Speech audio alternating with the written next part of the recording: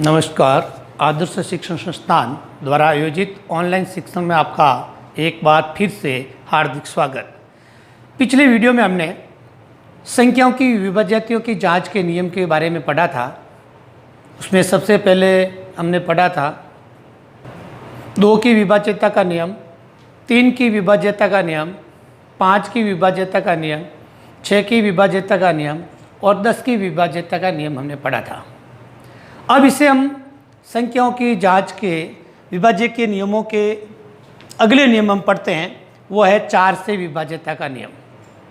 4 से विभाज्यता का नियम हमें ये बताता है कि 3 या अधिक संख्याओं के 3 या अधिक अंकों की एक संख्या 4 से विभाज्य जो है होती है यदि उसके इकाई और दहाई के अंकों से जो बनी संख्या है वो 4 से विभाज्य हो।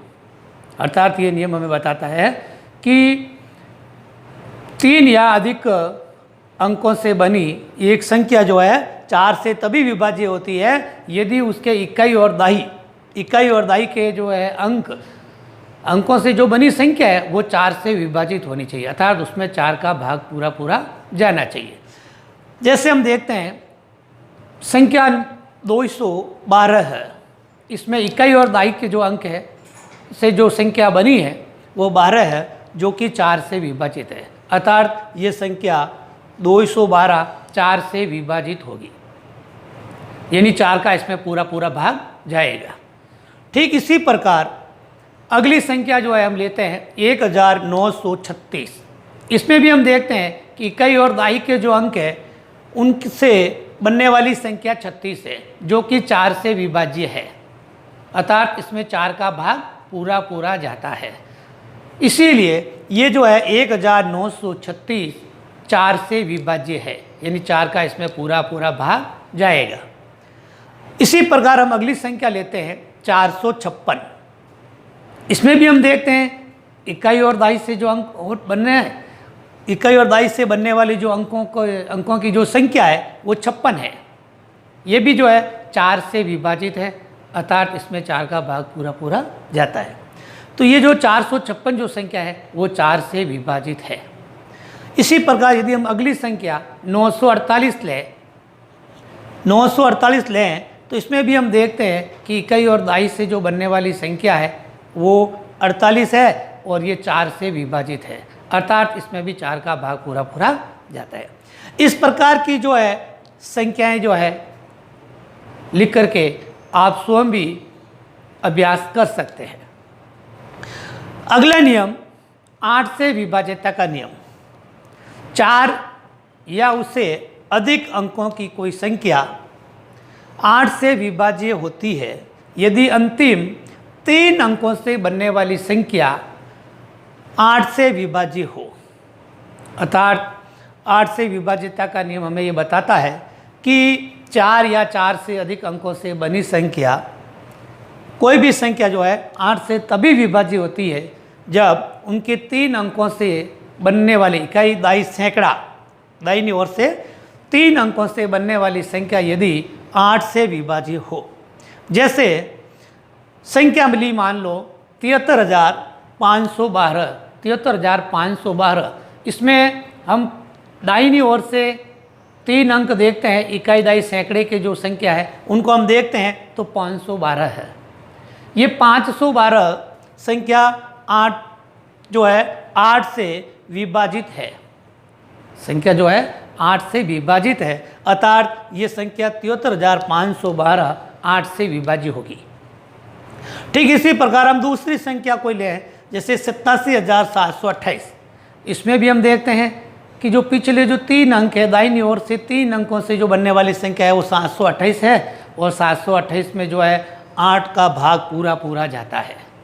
इसीलिए ये संख्या 87,728 8 से विभाज्य होगी। यदि हम इसकी जांच करना चाहें तो हम 8 का भाग दे करके देख सकते हैं। ठीक इसी तरह से तीसरा है 11 से विभाज्यता का नियम। अगला नियम है 11 से विभाज्यता का नियम।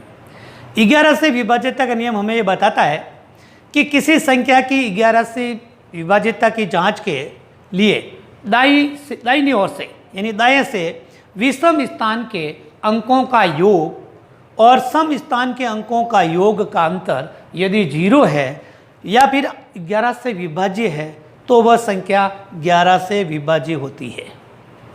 अर्थात 11 से विभाज्यता का नियम हमें बताता है कि यदि जो है दाहिनी ओर से विषम स्थान के अंकों का योग और दाहिनी ओर से ही सम स्थान के अंकों का योग का जो अंतर है वो यदि 0 है या 11 से विभाजित होने वाली संख्या है तो वह संख्या जो है 11 से विभाजित होगी।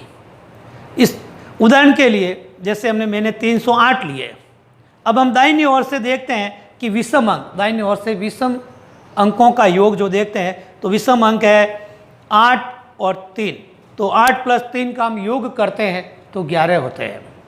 ये दाहिनी ओर से जो है अंकों का योग हो गया 11। और सम स्थान के जो अंक है वो केवल 0 ही है। सम का मतलब 2, 4, 6 इस प्रकार के स्थान पर, तो दूसरे स्थान पर जो है 0 है, तो सम स्थान के अंकों का योग 0 है। अब इसका हम दोनों का अंतर ज्ञात कर रहे हैं तो 11 माइनस 0 बराबर हमें 11 प्राप्त होते हैं, जो कि 11 से विभाज्य है, अर्थात 11 का गुणज है। तो ये संख्या 308 जो है वो संख्या 11 से विभाजित होती है। इसी प्रकार हम एक संख्या और लेते हैं, वो है 61,809।